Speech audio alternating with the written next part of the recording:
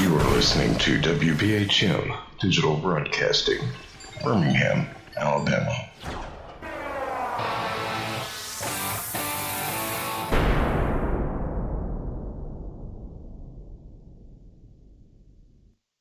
You're listening to WPHM-DB from Birmingham, Alabama, the Hosiery Mark Show. Hi, welcome to the Hosiery Mark Show, and today my guest is Jeff Santos.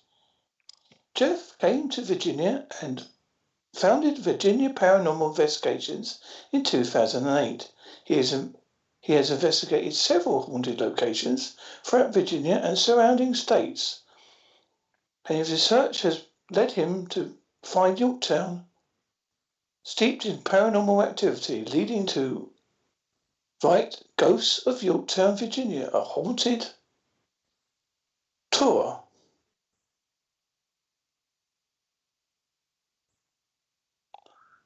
And it says about the book, Yorktown, Virginia is a picturesque and historical colonial village situated along the York River. But beneath its beauty lies a dark history of war and bloodshed. Through legends, interviews, and paranormal ghost investigations, tour over 25 haunted locations to experience the spirits that have lingered behind.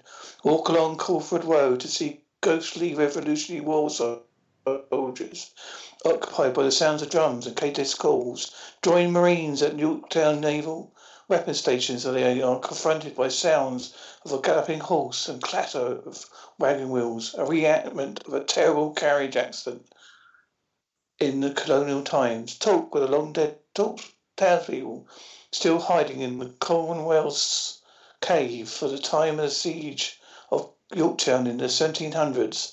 Visit the Dudley Diggy's house to see a spirit floating above her deathbed in the blood-soaked ground. Each story provides touring and historical information for the visit. Stay alert for spiritual time. And hi, Jeff. Hi, how are you doing, Mark? Now, can you tell me a little bit how you started your book? Absolutely. When I started out with Virginia Paranormal Investigations, and of course, in this area of Virginia, looking into haunted places, a city that came up a lot was Yorktown.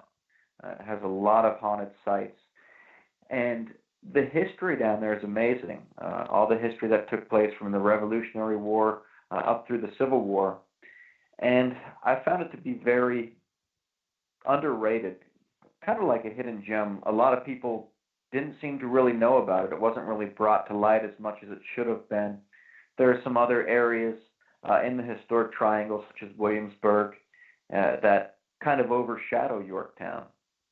So this got me really interested in it. And as I looked more and more and tried to find more and more reports of paranormal activity down there, I came to find out that no one had ever taken the time to sit down and write a book about Yorktown and its ghost stories. They've written them about almost every other area in Virginia, but Yorktown, probably one of the most pivotal locations, they didn't take the time to do it for. So that's kind of what got me on the track to writing the book. What's the most interesting or weirdest story that you came across for the book? Now, there's several. Each story in the book is kind of unique. It's hard to pick just one. There's stories of ghosts from, like I said, the Civil War, the Revolutionary War. There's a lot of mysterious figures that are seen. And Yorktown, it also has some very old stories. I have to say, one of my favorites, and I guess one that's really interesting, it goes back to 1791. And in this year, there was a man named Samuel Hawkins who was walking along past the church in Yorktown. And he said that he noticed the funeral procession of a beloved citizen. There were many in attendance. And he stopped to watch for a moment. And as he was watching, he said a woman fell to her knees, sobbing uncontrollably. And he thought it only proper to offer his condolences. So he said, as I approached the congregation, draped in odd black costumes, they vanished before my eyes. And I then realized that I witnessed a funeral from bygone days. And this was something that was seen again and again through the years up until present day. There's an entire funeral procession that goes on in the spiritual realm that's seen in this graveyard. And as people stand and watch, it disappears right before their eyes. So I find that to be a very interesting story, because it's so old and because it's not just one spirit. We're talking about a whole congregation of spirits. Is Yorktown on a ley line? Yeah, well, Yorktown, one thing that's interesting about that, it can be traced to a couple ley lines, but if you look at it as they call it the historic triangle, Williamsburg, Yorktown, and Jamestown are all right there in like a triangle, all lined up. And the whole area is haunted. There's a road that's called the Colonial Parkway that connects the three, and it's a beautiful scenic drive during the day. But at night, it's very dark, and it's a very eerie road. It's mostly wooded. It goes by the York River for a portion of time.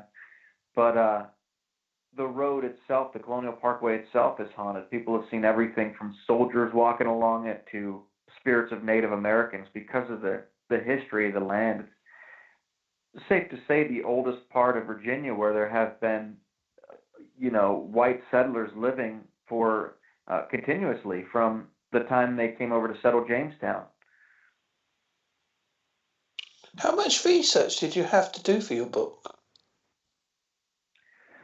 A lot of research for the book, and I'll tell you, with this book, I wanted to do it where it wasn't just ghost stories. I wanted to actually bring people into the history and also highlight, because like I said, the history in Yorktown is amazing. There's so many historical figures and so many significant events that took place there, and so many of them are just interesting, and you don't even find a lot of them in the history books. So the majority of the research was actually into the history, into finding a location that had a ghost story associated with it, or that someone came to me and said, hey, I had an experience at this place in Yorktown, and then tying that into the history, or like I said, just looking up the history of the location. I wanted to tell people about these houses. I wanted to tell them about the people that lived there, how they died, and if I could, kind of open a window into why the place is haunted. Yes, I was But fascinated. When I read the outlook of the book, I thought, wow, that is some tour I wish I could go on. yes, and we do give, I actually run the tour, Yorktown Ghost Walks, where we do give tours down the main street in Yorktown. There we give the ghost tours as well. And I got to say, I love it. I love getting feedback from the people, and I'm especially happy because once in a while you'll get someone that's just there because his wife wanted him to come or his kids want him to come or whatnot, and they're kind of skeptical. You know what I mean? They don't really buy into ghosts at all. But the history that we include in the tour, just like in the book, it's so interesting that by the end of that tour, the person was kind of surprised, like, wow, I've really learned a lot of interesting history that I never heard about before. So even if they're not really into ghosts, they still get to hear that piece. And it took quite a bit of research, hours in the local history section of the Yorktown Library. And there's so many pieces of history that are conflicting. One source will tell you something, and another source will tell you something else. There's so many sites down there that people seem to be unsure about, and it was quite a bit of research to find out all that history.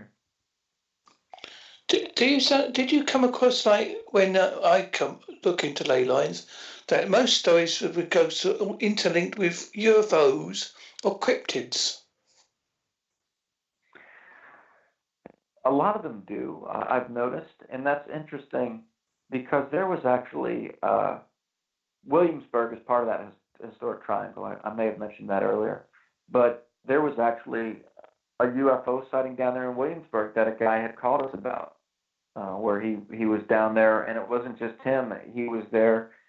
His neighbor was there, and a couple of other friends that they had over. They were outside cooking out, grilling some food, and they said they saw this triangle-shaped UFO, there was a plane flying, and then they saw this triangular-shaped UFO take off and pass the plane and shoot off and disappear. So there's also, it's not only ghosts that have been down there, but there's also been that sighting, and perhaps several more that we haven't really, haven't really been brought to light yet. Yeah, because I started off in the cryptozoology world, so that's why I knew about the link between the that kind of thing. Have you got any cryptids where you are? There are a few. There throughout Virginia. There's been, especially out in the mountains, and we do take cases.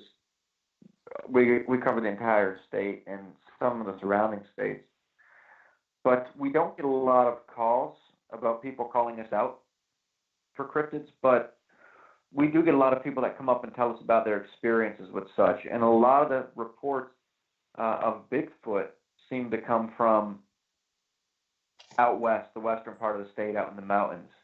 I remember a guy came up in Roanoke, Virginia, and he told us that he was out hunting and he saw this thing, came up and looked him straight in the eye, and he had an encounter with Bigfoot. And you hear quite a few coming from out in that region, from out in that area. There was one actual claim of Bigfoot in the historic triangle back over here in between Yorktown and Williamsburg. There was a story that I read about people that were driving down the interstate, actually, and it's a pretty good wooded area between like I said, Williamsburg and Yorktown. There's some pretty thick woods out there. But the guy claimed that he stopped his car because Bigfoot literally came out on the interstate and walked right in front of him, stopped and looked at him, and then disappeared into the woods. So that's primarily what's been seen around here. But there's actually a book that they did of Virginia monsters. I think L.B. Taylor might have written it, or don't quote me on that. I'm not sure, but I know there's a book, and they talk about everything from like a goat man to a dog man, all kinds of stuff that they've seen all over throughout the state.